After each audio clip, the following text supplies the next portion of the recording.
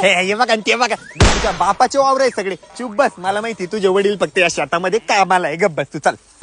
Excuse me, माझे पप्पा इथे काही कामाला नाहीये. हे पूर्ण वावर माझ्या पप्पांचं आहे. हे पूर्ण वावर माझ्या बाप्पाचं आहे म्हणे. खोटं तर किती बोलती. जेव्हा आपलं लग्न जमलं होतं ना, तेव्हा तुझ्या बापाने सगळं सांगितलं होतं की भाऊ आमच्याकडे काही जमीन नाही, राहायला घर नाही, खायचे बी वांदे, लग्न तुम्ही लावून घ्या आणि पोरगी घेऊन जा.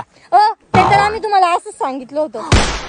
असंच सांगितलं होतं म्हणजे आईच्या ही सगळी जमीन तुझी आहे? हो मग. म्हणजे आता फक्त तू आणि तुझा भाऊ, म्हणजे अर्धा हिस्सा तुझ्या भावाला, म्हणजे अर्धा हिस्सा तुला. म्हणजे अजून काय बिघडलं, अजून बी अर्धा हिस्सा आपल्याला भेटणार आहे. म्हणजे फायदाचे. मी तर यांना उगाच सांगितलं. आता हे माझ्या बापाला अर्धा हिस्सा मागता की काय? अहो मी तर मजाक करत होते. पप्पा तर फक्त सकाळ सकाळी इथं कामालाच येतात. सकाळी सकाळी फक्त कामाला येतात? काय शी, आता कळलंय मला सगळी